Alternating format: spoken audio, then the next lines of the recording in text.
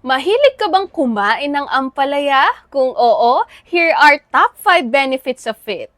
Ang ampalaya o tinatawag ding bitter melon or bitter gourd is a nutrient-rich vegetable at marami po itong health benefits.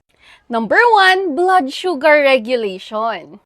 Ang ampalaya ay naglalaman ng charantin, visin, and polypeptide P na nakakatulong sa pag-regulate ng ating blood sugar levels. Kaya naman malaki po ang naitutulong nito sa may mga diabetes mellitus and insulin resistance like PCOS. Number 2, mayaman po ito sa sustansya. Ang ampalaya ay naglalaman po ng mga essential nutrients na kailangan ng ating katawan. Katulad na lang ng vitamins A, B, C, and E, as well as minerals like zinc, iron, phosphorus, magnesium, and calcium. Number 3, ang ampalaya po ay mayroong antioxidant properties.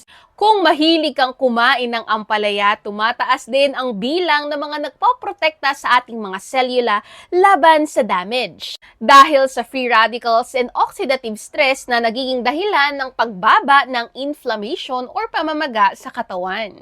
Number 4, cancer prevention. Dumadami na rin po ang studies natin regarding ampalaya na ito po ay nakakatulong sa pag-prevent ng growth ng cancer cells. And number 5, heart health.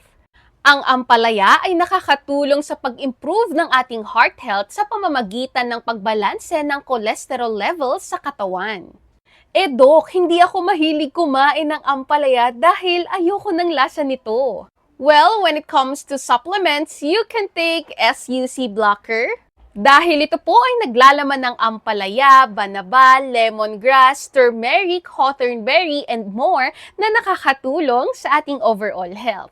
Lalo na sa may mga uncontrolled blood sugar levels. This is FDA approved at pwede po kayong mag-take nito once or twice a day after meals. At kung sasamahan po natin ito ng right nutrition and lifestyle, mas mabilis po nating makukuha ang benefits nito. Prevention is always better than cure. Stay healthy po!